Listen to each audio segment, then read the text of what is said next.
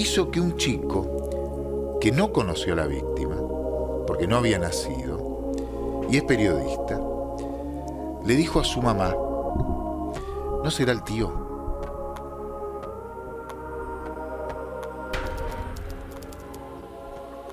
La mamá se lo contó a su hermano, a Javier, y Javier Fernández se presentó en la fiscalía del doctor López Perrando, que rápidamente pidió que se extrajera la muestra de ADN que había de los restos, solo se pudieron sacar ADN, y se hizo el cotejo con una persona cercana a la mamá. Okay. La mamá de Diego Fernández Lima, de él se trata, aportó sangre. Una mujer que se pasó la vida esperando a su hijo. Pues es que nunca quiso cambiar el teléfono fijo porque esperaba que algún día llamara. No se quiso mudar de esa casa porque ella todos los días esperaba que algún día su hijo podía llegar a volver. Ahí, una vez que se hace el ADN, finalmente tiene nombre y apellido, Diego Fernández Lima. Bueno, de ahí empieza todo este caso que vamos a comentar nuevamente en este vídeo, siguiendo el reportaje de Olga TV que hacen aquí. El otro día hablábamos de que un vecino de esa casa que se aseguraba que podría estar en ese alto, ¿no? Desde un balcón, desde una ventana, habría visto cómo supuestamente sacaban los restos, los huesos de esa casa de Coglan. Podría ser desde muchos lados y en realidad la justicia a día de hoy suponemos que sí tiene a la persona que hizo ese llamado. Hoy vamos a comentar muchas cosas y es que el misterio de Coglan es muy grande, pero Virginia Messi, que sacó unas escrituras sobre este caso, dice que recorrió todo este tema, todos los datos que hay, narró la investigación de un asesinato ocurrido en los 80 y que a día de hoy se había revelado. Y lo que decía ella es que tenía esperanzas muy grandes de que alguien aportase algo después de todo el recorrido que ha hecho de los secretos del crimen de Coglan, el crimen de Diego Fernández Lima en la casa de Christian Graf. Ella estuvo en varias entrevistas diciendo que era un caso distinto por algo objetivo y por algo subjetivo. Era un caso que se trataba de un chico que desaparece en el 84 y que aparecía 41 años después enterrado en el jardín de un compañero de colegio. De por sí era intrigante, pero había que descubrir absolutamente todos los datos. La ayuda en las redes sociales fue clave a difundir muchos datos que iban apareciendo. El equipo de antropología forense, aquí vamos viendo, la familia lo había buscado mucho, había elementos importantes. Dice que ella pues obviamente hace casos policiales desde hace 30 años, que está en el periodismo desde hace 38 y que, bueno, básicamente es un caso que lo hizo tomar un vuelco, ¿no?, en su vida y así querer escribir sobre ello. Y básicamente dice que los periodistas en general no servimos para nada, dice. Esto es lo que ella dice en muchas frases, pero que agrega que en este caso que sí que sirvieron para algo, sirvieron para que ese montón de huesos tuvieran un significado para una familia y que se uniese a un caso. Obviamente también la cultura de la condena social que hubo dentro de este caso fue bastante importante, ojo, De hecho, al principio los periodistas decían que, o pensaban que la víctima podría llegar a tener un origen oriental, ¿no? Pero que los seguidores le escribieron para decirle que en aquella época se usaba como un colgante al cuello el tema de los 5 yenes, ¿no? Esa moneda de 5 yenes que había. Bueno, también es cierto que en el otro lado estaba la familia de Graf, en esa propiedad donde fue enterrado hacía 4 décadas este chico, este adolescente asesinado, y que ella escribe una nota el 6 de agosto. En esa noche un compañero de colegio del N36 llama a la fiscalía y le dice: Diego y Christian Graf, el dueño de la casa, eran compañeros y lo sé porque yo también era compañero de los dos. Y ahí el caso es cuando se vuelve muy interesante. Hay una decepción de algunas personas que seguían los detalles del caso, que decían que desde las sillas blancas del espacio, la periodista de estos medios de comunicaciones, hablaban de que este señor no estaba preso por este crimen, ni siquiera por ocultamiento, que no había nadie preso y que nunca iban a estar presos por este caso, y esto es algo muy duro. Vamos a seguir hablando ahora de esta entrevista de Virginia Messi, que me parece muy interesante, que sigue dando muchos detalles del caso, de la causa Graf, pero tenemos que seguir obviamente también con este reportaje de Olga TV, que me parece muy completo, ojo. De 16 años, que desapareció en 1984, un día cuando salió de su casa el 26 de julio, había ido al colegio, una escuela técnica, la Escuela Técnica 36 de la capital federal, tenía clases a la tarde, comió con la mamá, después de almorzar le pidió unos pesos para tomar un colectivo para ir a la casa de un amigo y después tenía que ir al colegio, de ahí la corbatita. Okay. Tomó el colectivo, un amigo lo vio a 8 cuadras de donde aparecerían los restos, lo saludó y nunca más lo volvieron a ver. A partir de ahí, durante 40 años fue un misterio. O sea, nunca se supo absolutamente nada de este caso. Nada, porque nada. yo acá tengo una foto, ¿no? Que dicen, creen que la desaparición de su hijo tiene relación con alguna secta siniestra. Porque en esa época estaba de moda ese modus operandi. Muy pocos casos en realidad se resolvieron siguiendo esa hipótesis. Cuando desaparecía alguien, se relacionaba con sectas que se llevaban jóvenes, que se iban a otros países. Sí, porque siempre piensan que se escapó de casa. O se escapó de casa. De hecho, la hipótesis es, con ese argumento, se fue solo. Claro. Porque lo vieron caminando normal y dijeron se fue. ¿Y a dónde se fue? Lo captó una secta. Y siguieron esa línea de investigación que no llegó nunca a nada. De hecho, unos años después, al papá lo pisó un camión buscando hipótesis.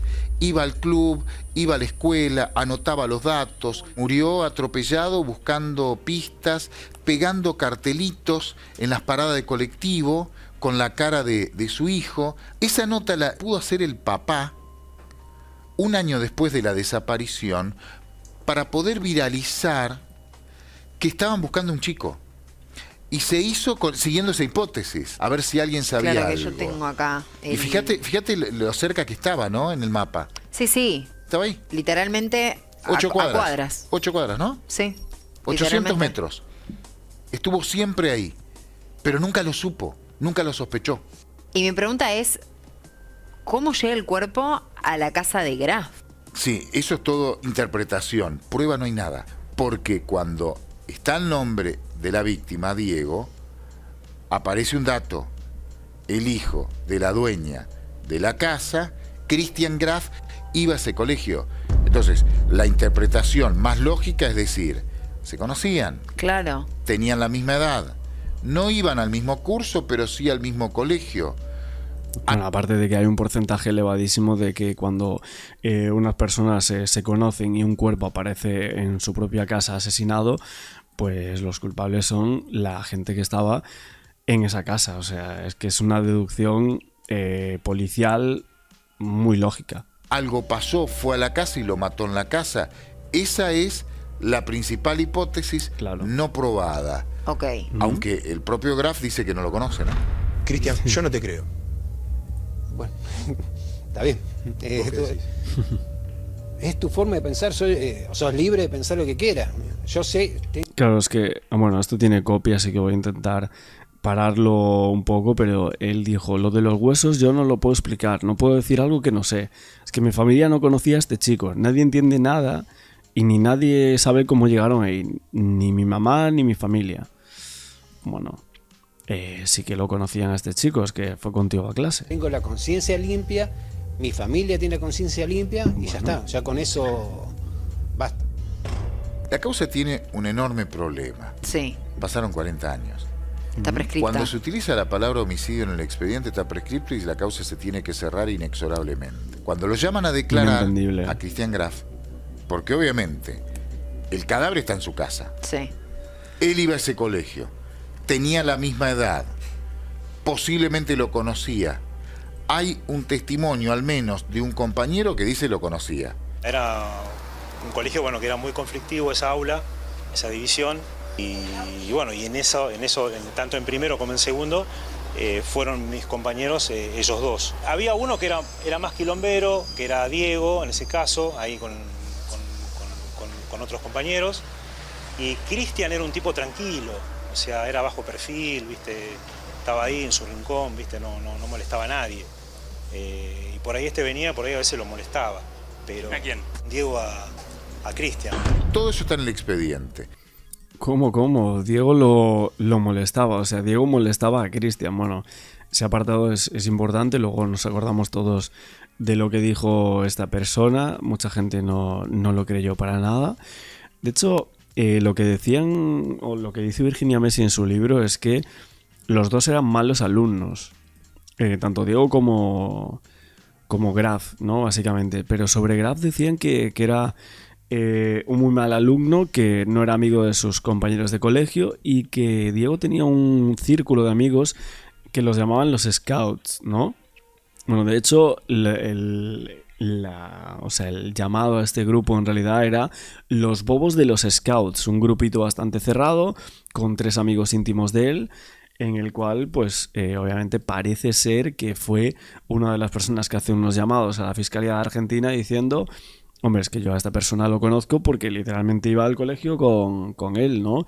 Y éramos como un grupo cerrado, pero sí que lo conocíamos a este señor porque era nuestro amigo. Y bueno, Entonces ese tipo de cosas no se olvidan nunca. el fiscal López Perrando lo cita a declarar como acusado, Bueno, no se olvidan nunca, al menos que seas Cristian Graf. pero de encubrimiento y supresión de pruebas. O sea que esconde pruebas y encubre un hecho. Ese encubrimiento para el fiscal ocurre el día del hallazgo, lo que contábamos recién. Porque dice, el que aparece diciendo, de acuerdo a los testimonios, Sí. que pudo haber sido un cuerpo de un cementerio viejo, que pudo haber sido restos de un desaparecido en dictadura, etcétera, etcétera, fue Cristian Graf. ¿Y lo detuvieron ahora por eso? No, él se presentó, aceptó la indagatoria, respondió a las preguntas, pero el argumento de él es: yo no lo conocía, no sé de quién están hablando. No fue mi compañero, no estaba entre mis compañeros, no lo conocí, no tuve relación y no maté a nadie. Y él niega haber hecho lo que dicen que hizo. Casualidad, causalidad, no sabemos por qué. ¿Cómo llegó Diego ahí? No sé, la verdad no sé. Y de alguna forma no es común que aparezca un cuerpo de un conocido tuyo. Ahora sí, conocido tuyo, dice aquí, ¿eh? Ahora ya sí, ¿no? Ahí. Obviamente la causa rápidamente generó la presentación de la defensa y una decisión del juez que dice está prescripto. Yo tengo varias preguntas legales que se las voy a hacer Sí. al abogado Augusto, que vino acá a acompañarnos hoy. Y es, ok, está bien, la causa está prescripta, ¿no? Pero si aparece un potencial sospechoso / asesino, aunque hayan pasado 40 años y esté prescripta, ¿no se puede hacer nada? Una vez que pasa el máximo del tope del castigo de la ley, que en este caso son 25 años, ya no se puede hacer absolutamente nada. Mañana puede decir lo maté yo porque la verdad que me caía pésimo y lo enterré con mi papá y no se le puede hacer absolutamente nada. Esta investigación tiene una particularidad. Finalmente sabemos quién es la víctima. Finalmente sabemos más o menos con cierta precisión cómo fueron las últimas horas de Diego. Que alguien lo atacó con un cuchillo, que intentó descuartizarlo y lo enterró en la casa de un compañero de colegio. Nadie percibió olor, nadie vio la tierra removida, nadie se dio cuenta. Cristian Graf había sido... Bueno, creo que este abogado podría también explicar que quizás si las personas que actuaron para terminar con la vida son o tuvieron algún tipo de cargo importante dentro de la Argentina, podría llegar a ser que ese delito no hubiese prescrito, incluso en cuanto a su familia, ¿no? Por ejemplo, su madre o su padre si su padre estuvo en la Armada, ese tipo de cosas creo que podrían llegar a ser potencialmente importantes para el caso en torno a la no prescripción. Ojo con eso también, sobreseído en una instancia previa por encubrimiento. La Cámara anuló ese sobreseimiento y reactivó la investigación, pero actualmente no puede estar imputado por homicidio. El fiscal Martín López Ferrando amplió la pesquisa al entorno familiar. Fíjate, aquí está la fotografía del padre, que esto se filtró mucho tiempo después. Al inicio del caso nunca había estado y creo que fueron personas en redes sociales las que filtran la primera fotografía del padre. Ni siquiera es un medio de comunicación. De hecho, en medios creo que es la primera vez que yo veo la foto del padre, ¿eh? Se investiga a Federico Alberto Graf, ya fallecido, y a Susana Elena Grasle, de 87 años, padres de Cristian. La causa por encubrimiento sigue abierta. Se esperan nuevas medidas de prueba y pericias complementarias. Bueno, es cierto que nunca van a ser condenados por este crimen, ni los padres, ni la hermana, ni Christian Graf, ni absolutamente nadie que viviese en esa casa, pero evidentemente el recorrido que se piensa dentro de la desaparición forzosa de este chico es que ellos son los culpables, ¿no? Y así está dentro de la causa y socialmente es lo que se piensa. El eje está puesto en determinar quién enterró el cuerpo, en qué momento ocurrió y quiénes sabían de la existencia de la fosa. ¿Te tiraron un muerto? La verdad que sí. De una forma u otra está. El pobre muchacho, alguien lo enterró ahí y bueno, se dio a la luz ahora por la obra. Si no, nunca más te hubieses enterado de nada. Ya, bueno, pero ahí pasó algo. O sea, gracias a Dios que se pudo conocer que estaba ahí ese chico, ¿no? Es terrible. Claro que sí. Bueno, así colocan este True Crime, este reportaje. Tienen muchísimos casos, la verdad que os lo recomiendo profundamente, este programa, pero bueno, aquí vemos la actualización dentro de la causa a abril de 2026. Ahora mismo, bueno, estamos ya adentrándonos en mayo con estos vídeos, pero la causa por encubrimiento sigue abierta. Veremos si se encuentran más pruebas, más medidas, más indicios y pruebas complementarias para todo esto. Y lo que dicen aquí, que el eje está puesto en determinar quién enterró el cuerpo, en qué momento ocurrió y quiénes sabían de la existencia de aquella fosa en donde estaba este chico y que obviamente hicieron sufrir durante más de 40 años a una familia que llevaba buscando a esta persona, a este desaparecido, cuando tenía 16 años. Su madre, sus hermanos que han sufrido, bueno, su hermano que ha sufrido muchísimo, su padre que luego ya falleció, pero a día de hoy es cierto que aún tiene familia Diego y que por lo tanto ese sufrimiento tiene que ser compensado de alguna manera con el detenimiento, con la condena de alguna de las personas que encubrieron esta muerte y que encubrieron esta fosa en esa casa durante tanto tiempo. Yo os pregunto a vosotros qué pensáis de todo esto, quiénes creéis que pueden llegar a ser los culpables de ese presunto encubrimiento y obviamente también del crimen de Diego Fernández Lima. Que hablan con una información de último momento que tiene que ver con el crimen, el caso, misterioso caso de que Diego tiene que Fernández. ver, sí. Y sorpresivamente, creo que la semana pasada estábamos hablando que lo iban a imputar, pero ojo, que la causa está prescripta, que estaban buscando una vuelta y la vuelta la encontró el fiscal. Hay que ver qué es lo que dice el juez de la causa. Lo cita a indagatoria al ex compañero, pero lo cita a indagatoria por encubrir un hecho de homicidio, un encubrimiento agravado. Por encubrir ahora, el día del hallazgo, el cuerpo de Diego. No, porque el hecho lo tiene que... Si lo llama indagatoria, lo tiene que sobreseer porque lo va a pedir la la defensa, porque pasó hace 41 años, y la prescripción máxima, dicen los abogados, es a los 20 años, no homicidio grabado. No hay tutía, no hay 21 años, lamentablemente, pero es así. ¿Qué es lo que encontró? Estoy leyendo ahora, estamos leyendo en tiempo real, la resolución que tenemos del doctor Martín López Ferrando, que se la envió hace minutos nada más al juez Alejandro Litvak, que es el que va a definir, que practicó diversas maniobras, Cristian Graf, tendientes a encubrir la averiguación de la verdad. Saben que está prescripta la causa y encontraron esa forma de seguir con la investigación. A ver, algunos textuales. Si bien, esto es importantísimo, no creo que sea lo que piensan, pero sí lo que escriben para que quede claro que no corra la prescripción. Si bien no fue posible determinar fehacientemente la autoría del homicidio de Diego Fernández, porque si se meten tienen que cerrar la causa, sí puede acreditarse que efectivamente la víctima fue asesinada y ocultada en el interior de la finca que habitó y habita el ahora imputado, Graf.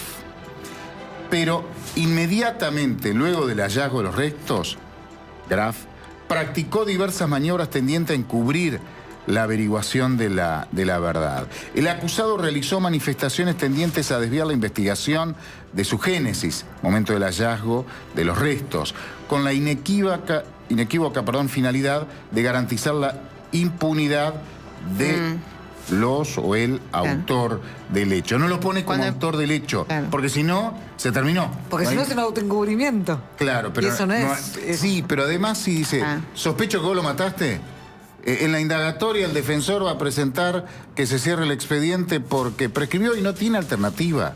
No hay forma, no existe una forma de decir, bueno, no prescribió. No, si la ley dice los 20 años. Claro. Y punto, no hay mucho más para discutir. Por eso esto es todos los argumentos que él da cuando encuentran claro, por eso lo llamó a declarar a los albañiles, al albañil, al licenciado en seguridad Daniel, que estaban en el lugar. Mira este dato que recolectó el fiscal. Al momento de que se iniciaron los trabajos de excavación que empezaron a cavar para hacer la medianera, que es como una zanja, lo primero que hizo fue mostrarse preocupado, temeroso de que la verdad saliera a la luz, y por ello les espetó a los obreros que tenían prohibido cortar un determinado árbol que se hallaba cercano a la medianera y justo donde estaba el cuerpo. Pero además, una vez que se hallaron los restos, 20 de mayo del 2025, y pone como fecha del delito ese día. El encubrimiento ocurrió 20 de mayo del 2025. Por eso para el fiscal, ¿qué dice el juez, no? Para el fiscal eso no prescribió. Su preocupación se transformó en ocupación al exteriorizar su conducta encubridora. Ello fue así a partir del ensayo de diversas excusas, lo que contaban, pasando desde la existencia de una iglesia en donde habrían sido enterradas personas hasta que en una oportunidad habría pedido tierra también para rellenar su terreno y que los restos habrían venido ocultos sin que nadie se diera cuenta. Te lo contamos la semana pasada, ¿se acuerdan? Que había dicho Graf. La tierra para la pileta. Mire que cuando hicimos la pileta, trajeron 2 camiones de tierra y ahí trajeron huesos. Los obreros, sin ningún tipo de conocimiento forense, dijeron entre ellos, ese mismo día, imposible, si traen huesos, estaría todo mezclado y ahí estaba todo junto. Claro. Y fueron claritos. Y esto es cierto porque este periodista hizo un informe antes de que se supiera quién era el presunto autor o que había sido compañero de colegio el dueño de la casa vecina. En un informe me lo contaron.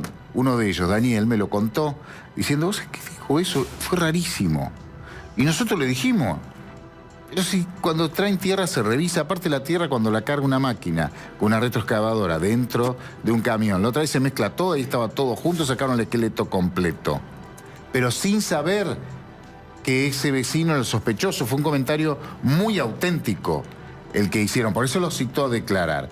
Bueno, finalmente le ha pedido la declaración indagatoria, va a tener que designar un abogado e ir como acusado de declarar. No tiene fecha, lo va a decidir el juez que interviene en la causa, Alejandro Litvak, que, bueno, también puede decir, no, está prescrito todo y se terminó, ¿eh? Claro. No Porque si es, garantiza que declare. si es culpable de encubrir, ¿no le conviene decir soy culpable de haberlo matado? Entiendo que la condena social y entiendo que obviamente confesar un crimen de esa naturaleza. Es un encubrimiento y no es un falso testimonio. Porque no declaró. Para que sea falso testimonio tenés que declarar. Y él no declaró, no dijo una palabra en el expediente. Claro. Él lo que hizo fue tirar hipótesis. Primero decir, no saquen el árbol. Estaba en la medianera. Cubriéndose. Había cerco vivo. Eso fue raro. Sacaron el árbol, porque estaba del otro lado. Empiezan a hacer la medianera. Caen los huesos, llaman a la policía y ahí dice, sí, pero acá había un cementerio. Seguro había un cementerio, porque estos terrenos, que es cierto, pertenecían a una vieja iglesia que se destruyó en el siglo XIX, eso es cierto. Generalmente alrededor de las iglesias se hacían cementerios, pero no coincidía por la fecha. Y después tiró o esbozó esa teoría del traslado, del posible traslado de huesos en un relleno que hicieron cuando instalaron la pileta en el lugar. Eso lo interpreta con fecha 20 de mayo como un delito cometido ahora el fiscal. O sea, ahí está el encubrimiento. Ahí estaría para el fiscal el encubrimiento agravado. Pero no habla del homicidio y no lo acusa del homicidio. Porque si lo acusa del homicidio pasa lo que vos decís, tiene que sobreseerlo, porque por prescripción, porque pasó el tiempo. Pasaron 41 años, no hay forma de investigar algo 41 años después. Hay mucha polémica con ese tema y también te genera mucha indignación con el tema de las prescripciones. Sí. Que lo contábamos los otros días. Estaba leyendo los comentarios a la nota que subió Infobae, que muchos hablan de eso. Y la verdad que te genera esa sensación. ¿Por qué tiene que haber una prescripción? Consulté con muchos especialistas y te dicen, hay que ponerle una fecha de finalización. Claro. El tema es que es muy corto. Si no tiene fecha de finalización de investigación, aparece un resto de 1816 y hay que investigar hasta Manuel Belgrano. Porque hay que investigarlo. Claro. Tiene que haber una fecha de finalización. Y además es una garantía lógica. Del proceso 20 y de años los suena acusados. poco también. Sí. Suena poco. Ahora... Bueno, pero una cosa es la investigación en curso y otra cosa es cuando estuvo paralizado porque no se había encontrado. Además que empezó mal la investigación. Le pusieron fuga de hogar. Sí, pero espera, ¿no hay ninguna duda de quién es el asesino? No hay ni siquiera una imputación contra el presunto asesino. Está bien, pero no hay dudas. Fue él. Sí, mira. Estamos todos diciendo que él lo mandó. No hay ninguna duda. Vos tenés, en esa casa, tuviste 4 sospechosos. Comprobados, sospechosos, no imputados. Nunca fueron, no hay ningún imputado. ¿Por qué? 1984 vivió una familia. Papá, mamá, hijo, hija. Que es la familia Graf. Papá muerto. Sí. La mamá vive ahí. La hermana se fue a vivir al sur y el que nunca se fue es el hijo, que vive en la zona, ahora está en la casa. Pero todos vivían cuando se produjo la desaparición. Todos vivían cuando se produjo el homicidio. Podrían haber sido. Sí, y la investigación tiene que hizo los dueños de la casa. ¿Cómo no te diste cuenta que enterraron a uno? Con una particularidad en el caso de alias Jirafa, Cristian Graf. Era el compañero de colegio. Claro. Y tenía relación, el único que tenía relación hoy comprobada con la víctima es Cristian Graf, no hay otro, porque iba al mismo colegio, no al mismo curso, pero sí hay testimonios que dicen que se conocían, que compartían una pasión, las motos, que Cristian Graf reparaba moto, que Diego tenía creo que una moto, esa vieja Dax, Honda Dax, que es una motita chiquitita, de ruedas gorditas pero chiquitas. Bueno, tenía una moto que hasta el día de hoy está en la casa de la mamá de Diego, porque nunca la vendieron y la dejaron esperándolo que regresara Diego. Vos tenés a alguien mucho más sospechoso que otros, que es Cristian. Lo que pasa es que el fiscal está diciendo, no tenemos todavía pruebas hacia vos por el homicidio, pero sí, para mí encubriste, fuiste el encubridor. Hay una maniobra, sí, hay una maniobra de darle algo a la familia de la víctima, porque si no la causa está prescripta. El fiscal, si quiere, puede imputarlo del homicidio a Cristian Graf. Hoy sí, hoy lo puede imputar. Pero si lo hace, se acaba el juego, final de juego. Y la familia sabe. Hoy lo puede imputar. Yo pues, es que para mí lo puede imputar de homicidio, pero se cierra la causa. Sí, está prescripta. Claro. A ver, lo que vos me dijiste recién, lo hiciste con con buena o mala intención, y está bien, está bueno. Seguro con mala intención. Seguro con mala. pero seguramente. Por lo que Nosotros se no habla en la dudamos. calle, lo hiciste con esa intencionalidad, está bueno. Él puede decir, ¿fue papá? Sí. Pero bueno, nunca declaró, él puede decir, fue mi viejo. La causa prescribió. Está muerto y la condena social se la sacaría de encima. Si es muy contundente en la declaración. La explicación. No sabemos qué va a decir la explicación. Pero bueno, lo que vos decís, insinuás, si puede haber otro sospechoso, y puede ser un argumento de defensa. Pero al hecho jurídico, al hecho legal, es un sinsentido. Si la causa está prescripta. Cuando hay una causa prescripta, el acusado no dice nada. ¿Qué va a puede decir? hacer el juez ahora respecto de esto que acaba de sostener el fiscal sobre el encubrimiento? Aceptar el Sí. pedido del fiscal y llamarlo indagatorio a partir... en la Ciudad de Buenos Aires, la Justicia Nacional, cuando está identificado el sospechoso, cuando no hay un sospechoso identificado, lo maneja el fiscal. Cuando está identificado, hay un sospechoso identificado, va todo al juez. La causa la va a empezar a manejar el juez, porque ya tiene un sospechoso identificado. De encubrimiento. Por ahí el juez tiene otra visión y dice, mirá, esto es homicidio. No es un encubrimiento, se está encubriendo solo. En todo caso, puede estar encubriendo a su propia familia. Pero estamos hablando de un homicidio. Homicidio que ha prescripto y se acabó la historia. O puedes llevarlo por homicidio. Van a apelar y en la Cámara, en casación, no va a pasar. No va a pasar porque está prescripto, porque ya conocemos de otros fallos. Fíjense, hechos más recientes. Nora Dalmaso, Sí. año 2006. Homicidio, que en ese caso, por la calificación tengo entendido, es de 15 años la prescripción. Tienen un tipo con el ADN en el arma homicida, que es el cinturón de la bata.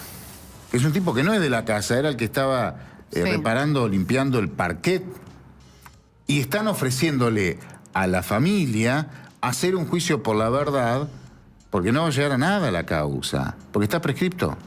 En un caso que tiene 22 años menos que el de Diego. Sí. Y le están ofreciendo algo, un resarcimiento jurídico, porque la investigación fue horrible en el caso Nora Dalmaso en Río Cuarto. ¿Y acá se podría hacer un juicio por la verdad? Sí, igual muchos, sí, se puede hacer perfectamente.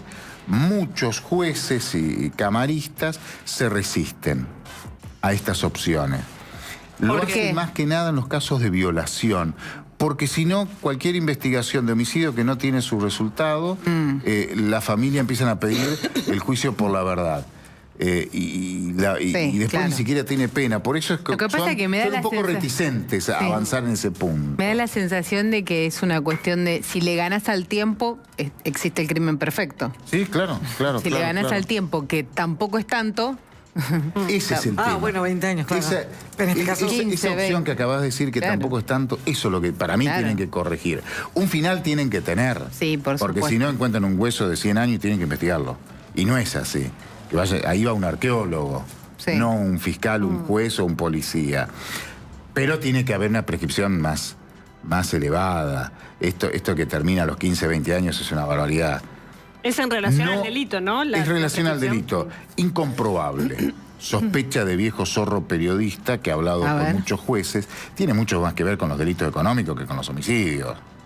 ¿esto qué pasó? Lo de la prescripción. La prescripción. Por los delitos económicos, por una cuestión de escala, prescriben mucho antes. Fíjense la cantidad. Si dejas de largo el Imagínense el la cantidad de homicidio. funcionarios, de expresidentes, de futuros políticos. Por lo que está diciendo. han La política zafado no por le toca prescripción. nunca Sí, igual, pero si le Pablo. corre Lo la que está prescripción diciendo que si le- llevas todos los plazos si más llevas largos, un plazo tenés a 40, tenés delito que también económico a llevar 20, los por otros. ejemplo, un Claro. contrabando, un presidente no hubiese sido presidente, otro presidente hubiese terminado en Sí. cana. La expresidenta tendría muchas otras causas de las que va a zafar por prescripción. Sí. Imagínate. A mí me da la sensación Si lo que llevas los a 40. políticos zafan Sí, de otra eso es manera. verdad. Sí, Pero también bueno. es cierto que es la manera que tenés de tener a alguien siempre ahí cortita, Claro. ¿no? Claro. Que Sí, también es una forma extorsionarlo, de... como- Claro, sí, para decir dicho como- así más sencillamente. Debería tener plazos igual la justicia. Sí, Porque... Ay, esa es una discusión que hay que tener también. sí. Plazos para elevar a juicio cuando hay una investigación que está en curso. Eso me parece que y tiene que haber. después el juicio oral, esta cosa de que, por ejemplo, lo vemos en los tribunales orales acá, que no tienen agenda, que no están nombrados los jueces, entonces una audiencia por semana, entonces tenés juicios que pueden durar procesos orales 4 años. Estas prescripciones para casos en donde no aparece el responsable. Cuando tenés el presunto responsable identificado, yo coincido con vos, tiene que haber plazos. 1 año la investigación, eleva 1 año más para que se haga el juicio oral, 1 año más para todas las apelaciones, en 3 años se termina y listo. A suerte y verdad, culpable, inocente. Vayan a otro tipo de delitos económicos. La cantidad de casos en los que pasa el tiempo y no hay juicio, que se pueden resolver por un lado o por otro, no importa, pero porque no tienen plazos. No hay plazos, eso es un problemón, ¿eh? Sacá estos casos atípicos en donde no aparece la investigación o la investigación es bastante complicada y se abandona durante años, hay una familia que reclama. Que estos casos no es una generalidad, pero hay otros casos que hemos hablado, que has hablado, que los he escuchado, que se pueden resolver en 3 años, o deberían de resolverse en 3 años. Cuando vos ya tenés al sospechoso identificado, 1 año, recolección de pruebas, 1 año el juicio, 1 año las apelaciones y listo. Laburen más rápido, laburen más rápido. Totalmente. Pero bueno, es un país irreal. Sí, está la instancia oral, que es la que abre el debate, se necesita se pide, se discute, todo el mundo lo puede ver, el más Pero allá fíjate cómo se demoran muchos juicios orales. Sí, claro. Intencionalmente. Está mal. Porque saben cómo termina el juicio. Claro. Saben cómo termina el juicio. Entonces, para no ser papelones, que lo hicieron antes, se diluyen el tiempo. Te puedo nombrar 10, 15 casos que son así y que afectan a una línea política y a la otra, ¿eh? Sí, de un lado y de otro son iguales. Y el tiempo diluye la necesidad de nosotros los ciudadanos de saber qué pasó. Pero si hubiese plazo sería todo más sano. Pero bueno, no hay plazo. Paulo, lo último, el juez, hablando de plazos, el juez, ¿sabés si va a resolver en unos días? Debería resolver rápido, no sé en este caso, pero supongo no tiene más de 5 días para resolver, generalmente son 5 días. No lo sé puntualmente, estoy diciéndolo, en general es así. Mañana pasado debería estar resolviendo. Yo creo que el jueves ya estamos hablando de la indagatoria de alias Jirafa. A ver si cuenta algo o no. Si va a declarar por el encubrimiento, ¿se va a meter con el homicidio? ¿Va a hablar del homicidio? ¿Va a culpar al papá? ¿Se va a hacer cargo? ¿Le va a echar la culpa a un vecino? ¿Va a decir yo no sé? ¿Tiene abogado? Todavía no. Informalmente. Pero todavía no. Ahora sí va a tener que ir con un abogado, sí o sí. Sí, en la indagatoria tiene un abogado, o defensor oficial o privado. Bien, seguiremos a ver cómo avanza este caso que realmente captó la atención de todo el mundo. Es que es para película. Sí. Es una película. Va a ser película. Sí, supongo. Va a ser película. Sí. Yo ya hablé me contactaron preguntando algunos datos de no por mí, por una productora americana que está interesada en este caso. O sea, che, ¿cómo es? A vos que te conozco, ¿cómo es el caso? ¿Cómo viene? Y le conté más o menos, porque estamos viendo a ver si se puede hacer algo. Ya están. Lo que pasa es que tenemos que terminar de saber la novela. Claro, tenemos que saber si no tenemos el final. No, el principio. No, nos falta el nudo. No tenemos el final todavía. No tenemos el móvil. ¿Y el por qué? Si alguien no habla, nos falta el por qué nunca lo va a tener la familia. ¿Y cómo empezó esta historia? Que ya es un inicio de película. En la casa que fue de Cerati. Sí. A partir de ahí. En una obra que era al lado, pero era una obra que se estaba haciendo en la casa. Es como si nos enteramos todos. Un par de años Gustavo Cerati. Y trabajó mucho en la presentación del Sinfónico que hizo Cerati allá por principios de los 2000. Lo hizo en el estudio de esa casa. Justo esa casa la estaban derrumbando y aparecen restos óseos. Ay, qué impresión para toda la gente que vive ahí, ¿no? Y los que van a comprar departamentos ahí, supongo. Sí. Bueno, está por ver. Claro, los que ya compraron. Los que ya adelantaron plata. Bueno, chicos. Mirá, me terminé haciendo problema por la gente que puso guita en el pozo, claro. El que la puso en el pozo va a tener un problema ahí. No se lo alquila a nadie. Bien, gracias, Pablo, un placer, por haber hasta el estado jueves, acá. Y ahora, Porchela, ¿qué va a pasar con YPF y un fallo que se esperaba para hoy? Que se esperaba para hoy y atención, por ahí.